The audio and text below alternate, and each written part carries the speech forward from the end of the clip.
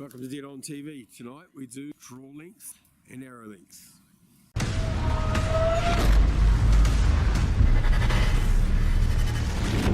So tonight's Dead On TV is a pretty short one.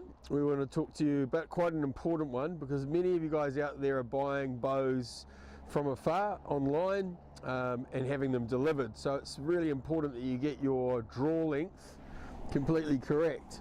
There are a couple of methods that do your draw length. Essentially, you probably want to try at least two of them and then average it out so that you can, because a lot of these bows have fixed draw length cams, and also you just want to get it right because you're spending a lot of good hard-earned cash on those bows. So the first way that I personally quite like is what I call the diver method. Regardless of whether you're shooting compound, recurve, fingers, trigger release, the methodology is the same. So this will get you to where you need. So the first one, as I said, is called a diver method. All you need is a tape measure in yourself. You want to place the tape measure in the center of your chest and then do essentially what a diver does. So bringing your hands together and pushing forward as far as you can. You really want to get that length spot on. So we'll do that for me and I'll see how we go. A bit hard on your own, usually a bit better with someone there, but my offsider, good old trusty cameraman Otang, isn't around today.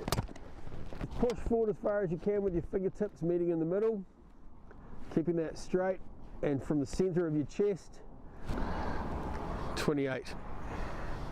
So 28 is about right for me. It's going to get you within half an inch of what you need.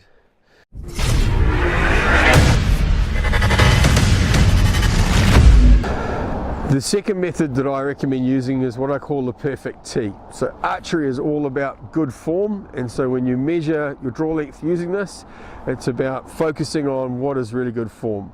The perfect tee requires you just to have a tape measure and a wall, or in this case a tree. Stand with your fist flat against the wall or the tree,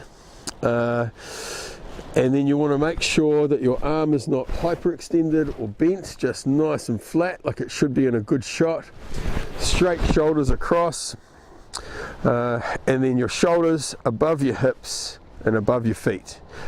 This will give you the right form for making the measurement, and then in this measurement what we're going to do is take the tape measure and measure from the front of the flat of your hand where it touches the wall to the corner of your mouth. So remembering good form, perfect tee, just turn your head. So you should be perfectly straight across here, then just turn your head.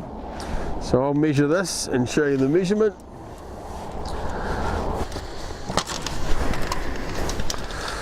Great, and this one here gives me just under 29. So it shows you can get some variation, but the idea is you're looking to get on the ball. You don't want to be too long because that will really ruin your consistency. So always better to be a bit conservative and go slightly on the shorter side, especially for you compound shooters where you're hitting that back wall. If the back wall's too far to reach, you'll really ruin your accuracy.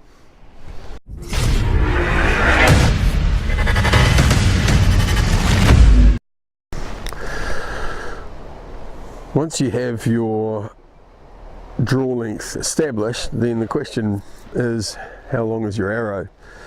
Now, as a rule of thumb, I measure my arrows personally 1.5 to 1 inch, 1 inch to 1.5 inch. See, I've got plenty of arrow ahead of the drop away. However, if you're starting out and you're using broadheads, it's good to be safe and go an extra inch to avoid any potential hand contact if the arrow fires and you're splaying your fingers. So that's the safety, is adding that extra half an inch, and it's certainly not going to do anything bad or negative to your shooting and just give you a bit of extra weight on that arrow. Draw length, make sure you're comfortable and it feels natural. You've got the dive method, very simple one. Remember to reach as far as you can along that tape measure from the center of your chest, not on the outside of a big jacket like this one obviously.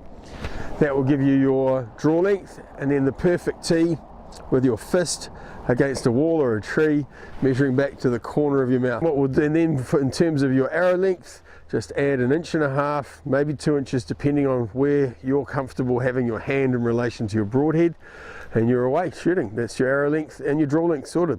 Thanks for watching.